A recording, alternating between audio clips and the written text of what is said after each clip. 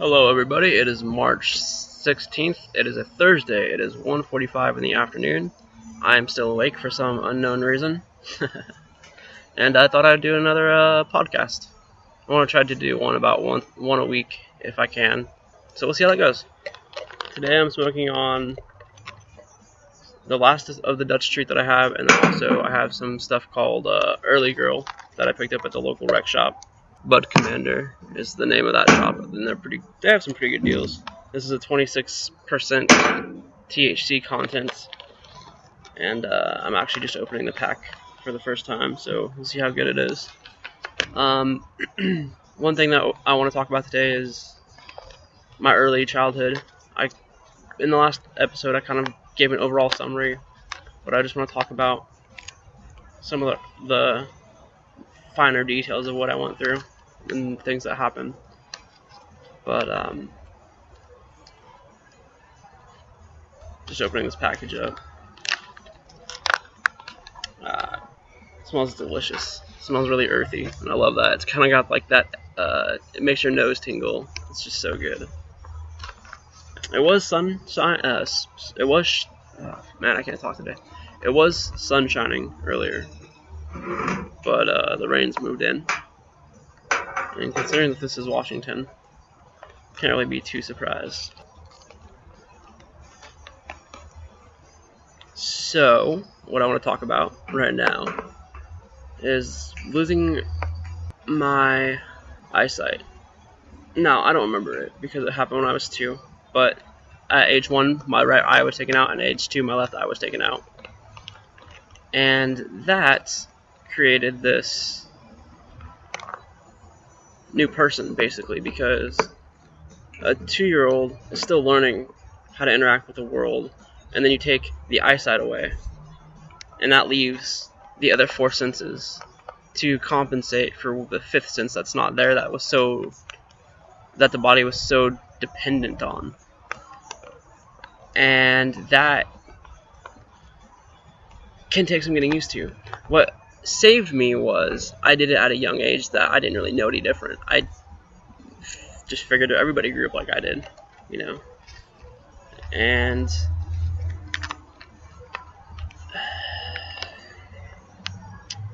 how do I describe that? How do I describe like this feeling of growing up in a world that's not built around your impairment?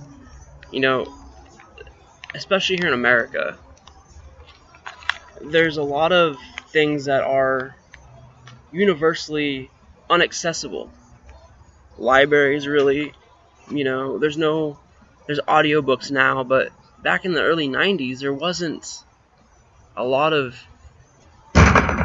things out there for someone who couldn't really see unless they knew Braille or they wanted to listen to audio, which are both good things. But like I said in the last episode, Braille is expensive and hard and just bulky to produce. I'm grinding up a little bit of cannabis right now. That's the noise in the background. So, education becomes this interesting element to my life. I didn't want to learn Braille because I wanted to learn print. I wanted to be like everybody else. I thought it was unfair that I had to learn this system that no one else was learning.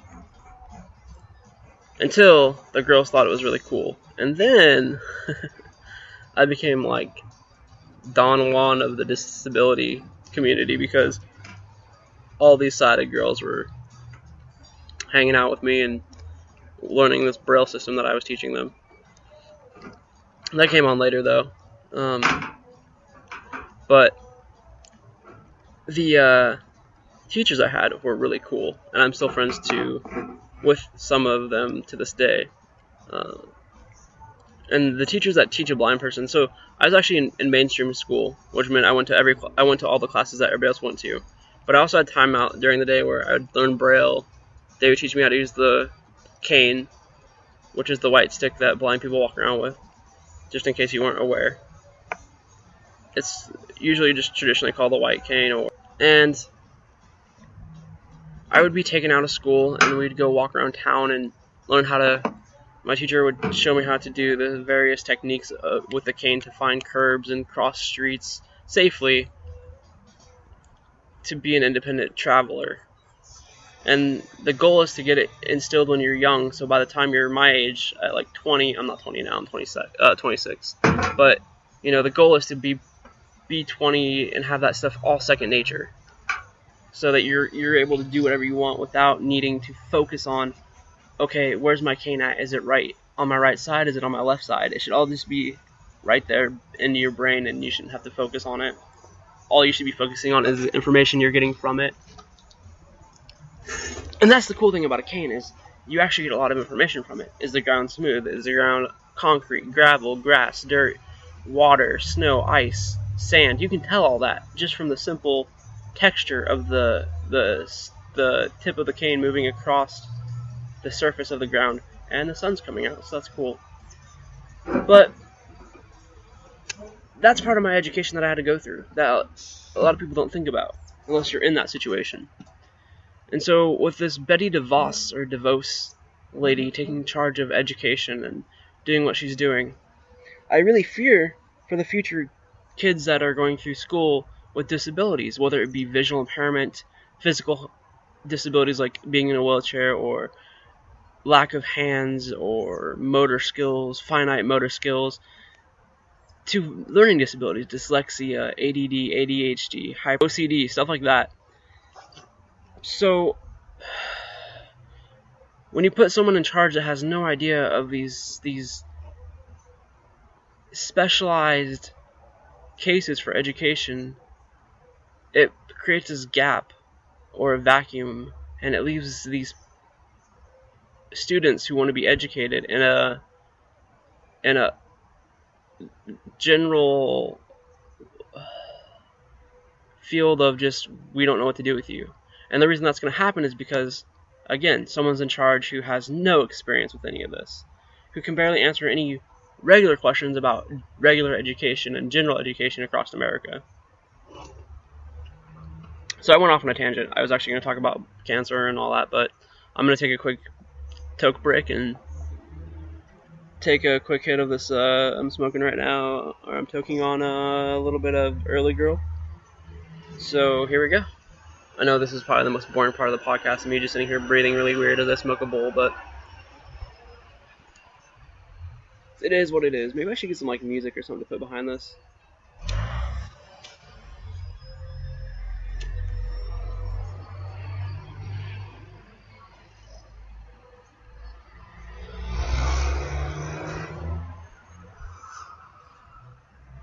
I don't know if you can hear from the background traffic, but I am outside in the backyard. It's sunny now. Still raining though, a little bit of little sprinkles coming down. The birds are still out. Blue jays are off in the background being annoying. I actually like blue jays, they're pretty cool. They're one of the more common breeds up here in Washington State. Them and crows, and the occasional raven. This cannabis tastes soapy, like chemicals. That's not good. Maybe it's just the strain, I'm not sure.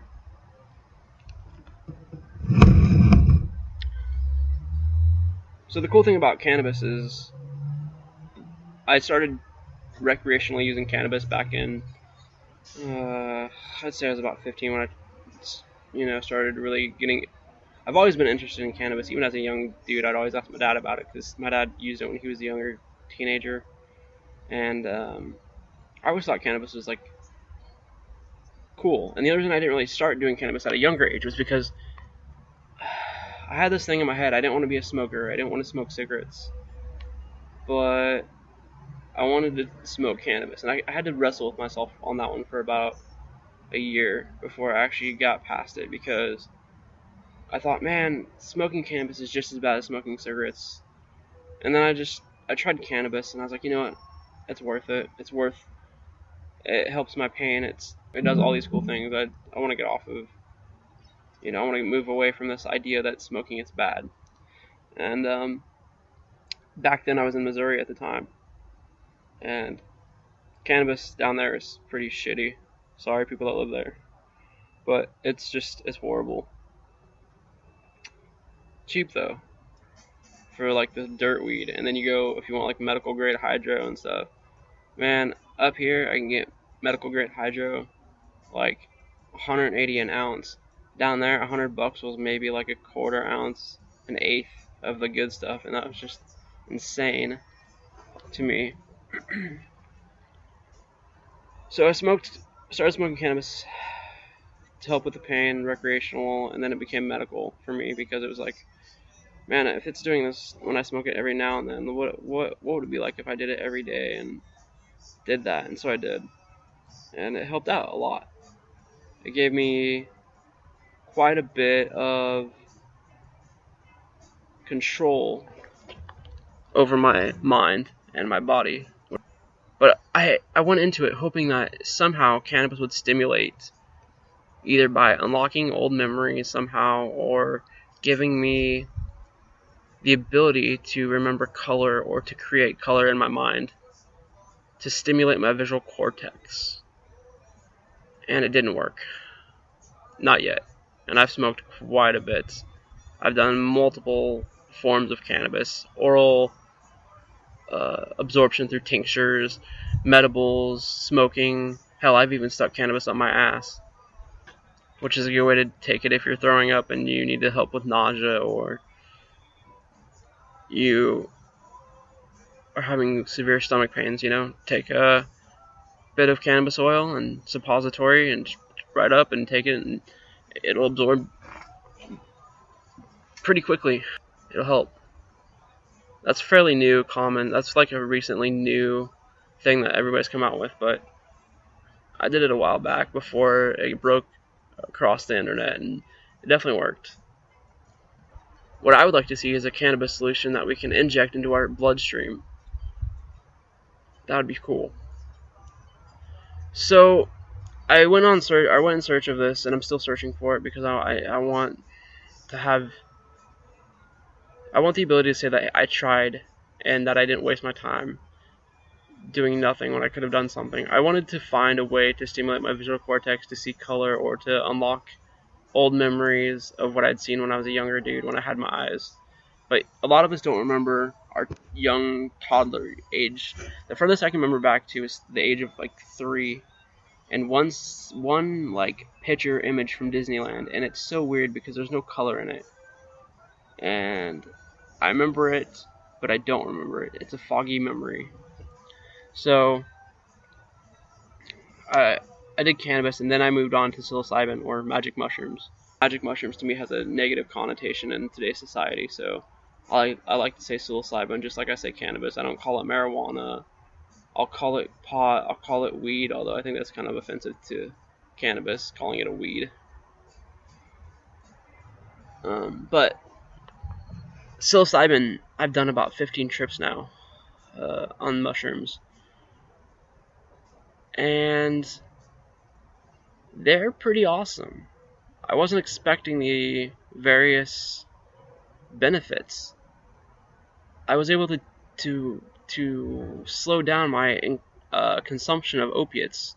I would take about a 5-gram dose of psilocybin, which was still a good amount, but I was able to function on. I was able to go to school on 5 grams of mushrooms, and participate in class and be coherent and make good points. But it also gave me enough of a high or a buzz or whatever to not need to reach for the opiates or to have to smoke cannabis. So I increased my psilocybin dose to try to stimulate my visual cortex, and I get up to, I'm at 9 grams right now is what I've been able to successfully handle. And nothing has helped get color back, but I do have a sense of breakthrough where things become a lot crisper and clearer in my mind, and I'm able to visualize them in the way that I do. Now, keep in mind, when I can see things in my mind, I can picture them, I can interact with them. So a lighter, for example, I can recreate that lighter exactly for you. Its texture, its weight, the parts that move, the parts that don't, what it feels like, dimension, size. I can if there was a way to hook my brain up to a computer, I could project that image so strong that I guarantee you we could probably 3D print it. And so I have this database of all these items that I could have touched over the years and it's there. And I get to the point where I can just touch something and instantly recognize what it is from, not on some items, just from like touching a corner or a small section of it, I can identify it instantly. I can even do it with my feet now. Like I can touch an item with my foot and be like, oh, that's a Coke can, or that's the Lego, or something like that. But the mushrooms help make that a little easier, and I appreciate that. And so, between not having to go for opiates and having a better time with psilocybin, with less pain, a better mood, I don't have to feel uncomfortable in my own head. I don't have to worry about, are people looking at me? Are they trying to look in my eyes and I'm not responding? Does this shirt match these pants? Now, I know what my clothes will look like. I have a pretty good wardrobe. I have a pretty good sense of style. But you do have self-doubt because you aren't able to see what your friends and your peers are doing around you and how they're interacting and dressing with each other. Okay, that didn't make sense. Sorry. How they're interacting with each other and dressing. And when you get into this situation, you start to question yourself. What do I need to do to be better? Or is there a way I can improve my appearance to be closer to what the norm is? But I learned a long time ago that you can't do that. You're going to always want to be buying new clothes and stuff. And so I just kind of pick my own style and I go with it. And I go with what's comfortable, what, matches my personality. I wear jeans, a hoodie, and boots. That's who I am. That's what I do. I wear shirts that are from like bands and cartoons. I don't dress formal. I hate being in suits. I've done it for funerals and weddings and recitals, and it's not fun. You can't get dirty in that. You can't climb trees. You can't crawl through ditches. You can't jump on an ATV and take off. There's no fun in that. I call it the mirror effect because sighted people have this ability to stare in a mirror and find the flaws with themselves and fix them or learn to accept them. Guys, I have no idea what I look like. None. From a visual aspect, I have no clue what I look like. I don't remember myself looking in a mirror when I was younger, and people have described me to me, but it's always the same like generic description. And it doesn't make me feel real on that side of things, if that makes sense. Yes, I'm flesh and bone, but people have failed to describe me in a way that makes sense to me. Oh, you have blue eyes, brown hair, white skin. Those are all color and adjectives that don't mean a thing to me. So, this mirror effect is something that blind people do not have. We can't improve ourselves from an appearance level without outside assistance or taking shots in the dark. There are blind women, who do their own makeup. And it's about half and half, because I asked them about it. And half of them have learned from someone else the different techniques, and the other half just go about it themselves. And they usually look pretty good from what my sighted friends tell me, because I've shown pictures and stuff. So, on that standpoint, yeah, there are some. But do I shave well enough to keep things neat and trimmed? No. Because it's hard for me. It's hard for me to keep a straight line because I'm doing, if I was shaving somebody else, I wouldn't have a problem. But because I have my hands at weird angles and I don't have enough hands to trace the line and move the razor at the same time, it's difficult. So, again, it's the mirror effect. I don't know, there's probably a better word or term for it, but I don't know. I like the mirror effect. It's really cool. I always talk about medical stuff. I guess we'll talk about a little bit more personal stuff about like what I'm doing right now and what I want to get accomplished would be a better term. Man, I'm a well-spoken person, I promise, guys. It's just writing is easier than talking.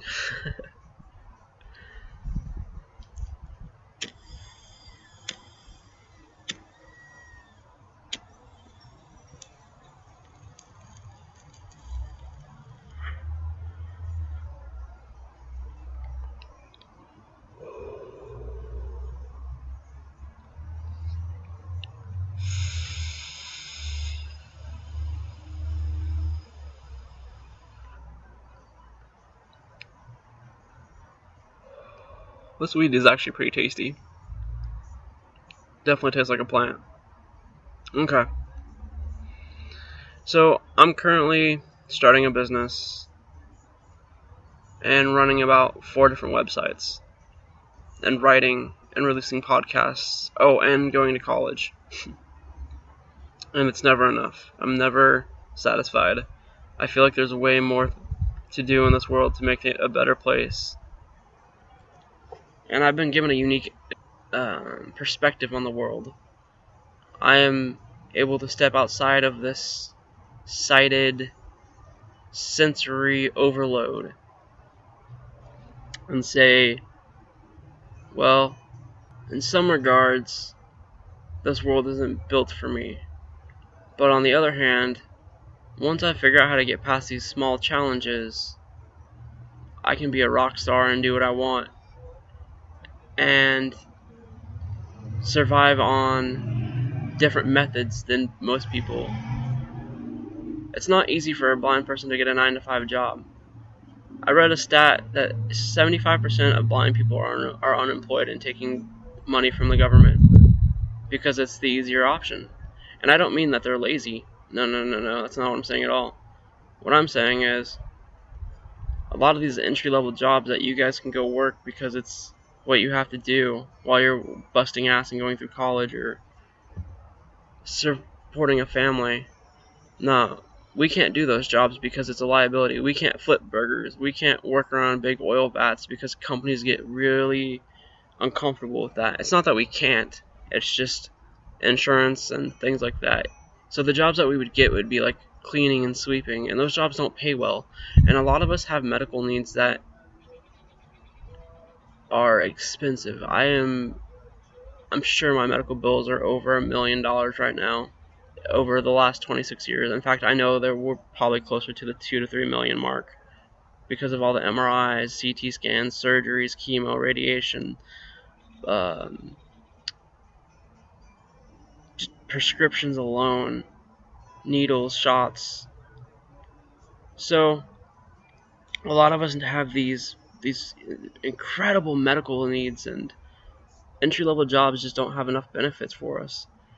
And so we have to focus on going to school and going to college and getting a degree so that when we do go look for a job, we have this 4-year college experience or 6-year college experience, 8-year, whatever you go for. If you become a doctor, it's 12 to 14 years. But then you have these skill sets and people go, well, wait, if you can go through school and you can get through college, then you can probably work this job. And we get these upper level jobs like lawyer, counselor, psychologist, certain types of doctor, medical transcriptionist. There's just all sorts of jobs that we can get that are well-paying jobs. But the problem is it's getting to that point because society doesn't have things in place to help us with that. It's go to school or sit at home and collect government money for the next 80 years and live on a tight budget wondering if next month you're going to have money, or if you're going to be out on the street because the government got a hair up its ass and wants to cancel 24 million people off of some program, or cut budgets to support this super carrier or this destroyer that is a stealth. So we live with that fear every day. And I'm not saying other people don't, but it's just part of who we are and what things we go through. And I'm probably pissing some people off because I'm technically saying that I speak for all the blind people, but I know a lot of people in the blind community who are in the same exact situation I am. Go to school and get educated, or sit at home and collect money and get medical treatment, or start your own business. I did the best two options. I started my own business and I'm going to school. So I hope that when I actually start publishing books and putting out music, that my business will have gotten to the point where I don't have to worry about working a job. I'll be the owner, and yes, I'll be taking care of the business, but I won't have to sit in an office working 9 to 5, doing menial paperwork to satisfy some corporation who needs everything triple stamped and approved. I'll be able to work my own hours and help others and donate to charity. That's my goal, is to make enough money. I want to make about $30,000 a year for my personal use, and then put the rest towards charity and help other people go do what they want to do and succeed at life. I want to start documentaries about cancer. I want to focus on treatment. I want to help people get the things that they need. But in order to do that, I need money. And that's the issue at this point. If someone walked up to me and said, "Here's $1 million. Go do what you want to make the world a better place," I would drop everything that I'm doing right now, take that $1 million, and go do what I wanted to do, and then come back, pick everything back up that I was going to do, and keep busting ass. And hopefully I come up with a way to make that $1 million sustainable, so that money keeps coming in month to month, so I can do whatever I want. But those are things that I think about, and those are things that I want to achieve in this life. And those are all very possible goals, especially if you consider the fact that agencies have been put in place to help blind people go to college. To be honest, I'm lucky. I haven't really put out much money for this college experience that I'm going through, and I've already completed a year, and I'm getting ready to go back in a month or so if everything pans out.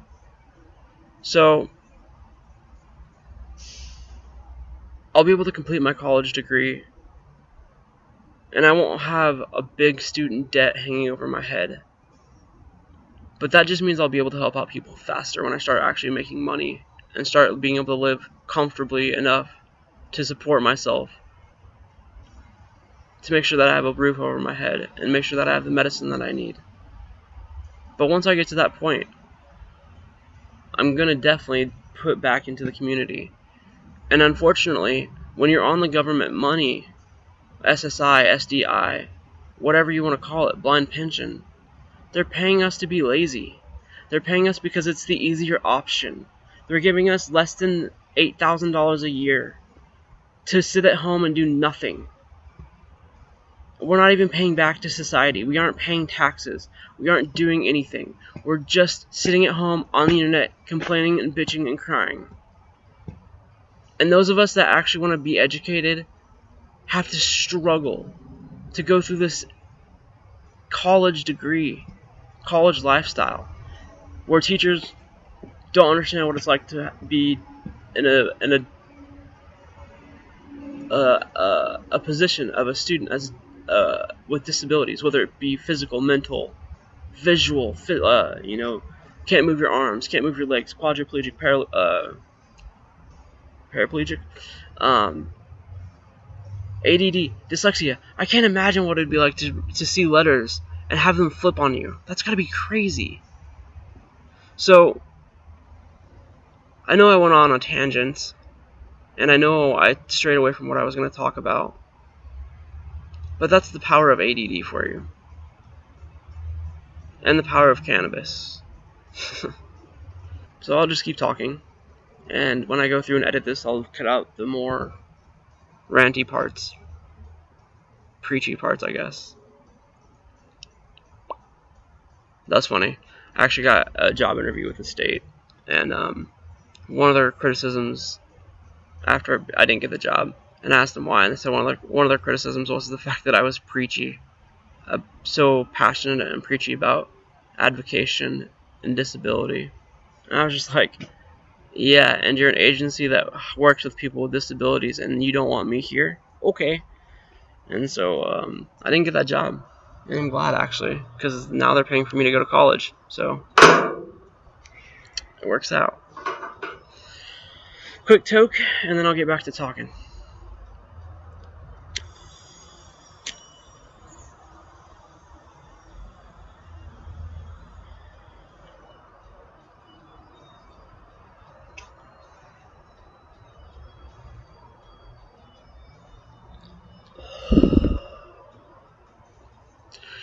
I think what I'm going to do is, I know I've been talking about cannabis and cancer a lot on these podcasts, and I don't think I'm going to keep always talking about that. I do want to talk about other stuff.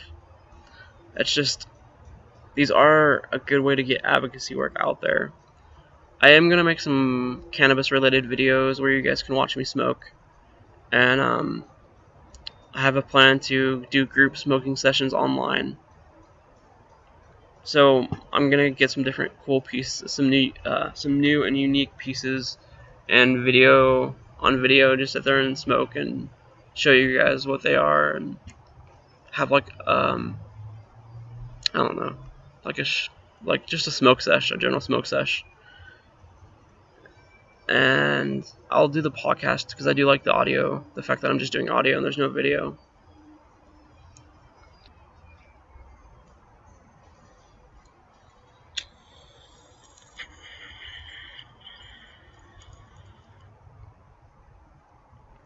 One thing I want to do is write a blind manual on how to grow cannabis from a completely blind perspective, like the techniques you would have to use, and I want to document it.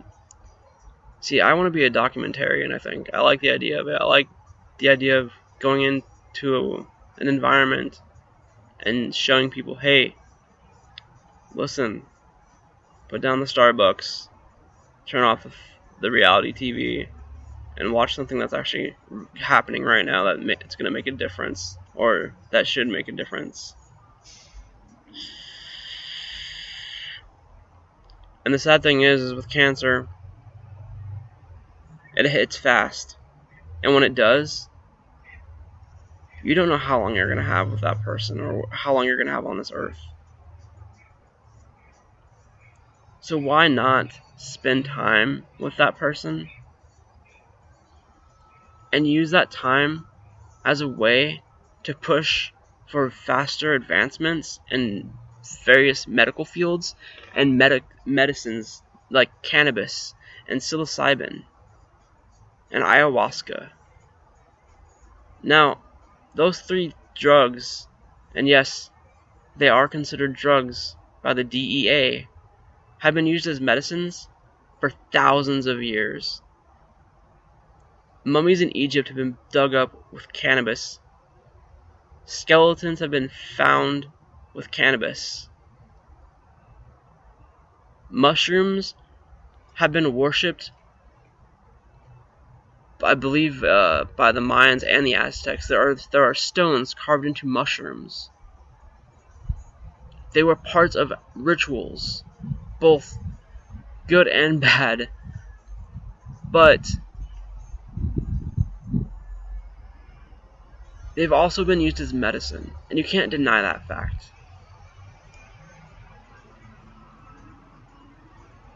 So, to say that we can't use them, or to say that you're dying and you don't have you who are getting ready to leave Earth are going to be arrested for doing something that isn't harming anybody else, that isn't harming you, that's giving you some sort of comfort. But yet, these authoritarian people want to say, no, you can't use that because it's a drug and it's a Schedule 1 and there's no medical use for it. But we can't really say that because we aren't going to let you test it for medical uses. It's a nasty, vicious cycle. Cannabis has broken the mold to some extent. We've re-legalized what had been legal for hundreds of years, and it only was taken out of legalization because it was supposed to be a way to earn more money for the government and to subjugate these people because of their skin color or because of their religion or because of the way that they acted. It was okay to make something illegal just because the government wanted to discriminate, but couldn't act or look like they were discriminating. Everybody calls cannabis marijuana, but marijuana is a Mexican term for herb, not like cannabis herb, for herbs. Peppermint, thyme, peppergrass. That's what marijuana is. But we, as Americans, appropriated it and said marijuana is cannabis. And anyone who uses marijuana is Mexican. And that was what the discrimination was. And so anybody that had marijuana was arrested, and it was Mexicans. But yet, white people were smoking it. And the only white people that were arrested were the jazz people. But they also went after black jazz musicians because they had cannabis, and it was an easy way to discriminate against the blacks. And you can deny this, but there's proof. Anyway, that's just what these drugs have been used as, tools of discrimination and hate, when really they're of love and healing. And I know that makes me sound like some weird hippie guy, but if you're going to deny what I'm saying and not have tried it yourself, then you have no grounds to stand on. All you have is a melting piece of ice and a quickly warming water.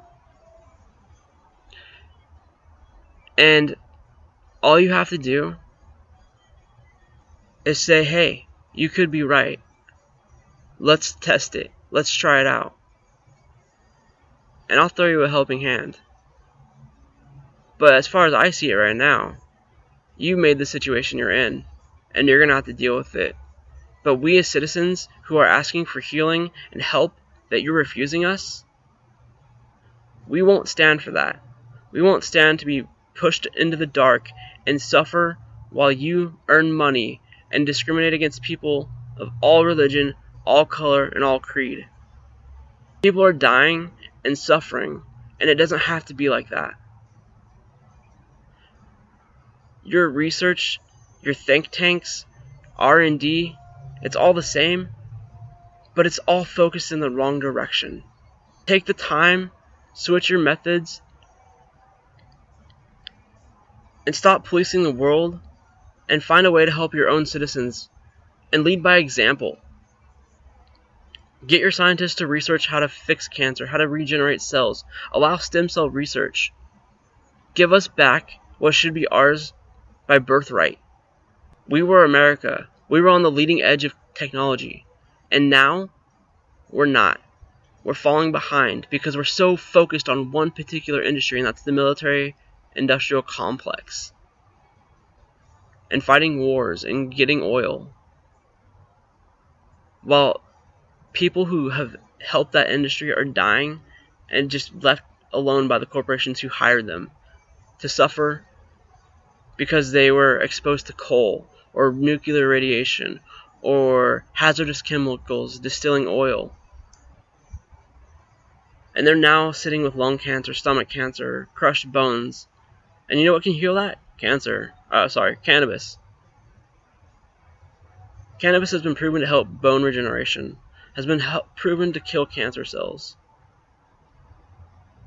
Imagine just getting a cannabis shot once a year. A highly distilled cannabis shot that just wipes out all your cancer cells that it might be growing. Strike it striking it out before it has a chance to grow. But instead, there's more money to be made on these harmful chemicals like chemo that cause further damage down the road that they can make money on.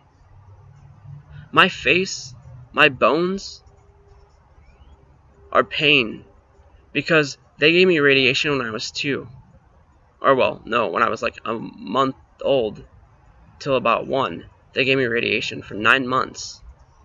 Okay? That stunted my bones growth. And now my teeth are horrible because of the radiation and the chemotherapy. They've damaged my bones. They've damaged my veins. I was in an ambulance one time, and they were trying to get IVs. I had a medic on each side of me trying to get IVs in me, and they could not. And they basically said, well, the hospital's going to have to do it because they're going to have to open him up and just cut into him to get a vein. And that's what chemo does. It destroys. And so there's the medical industry out there that makes money off of this. Thank you for listening to this podcast. I know I got a little intense, and I know that I might come off as a lunatic, but I do mean well. And my goal is to show people what it's like to live this life. Because people have a tendency to make it heroic and romanticize it. But it's not any of that. It's putting one foot in front of the other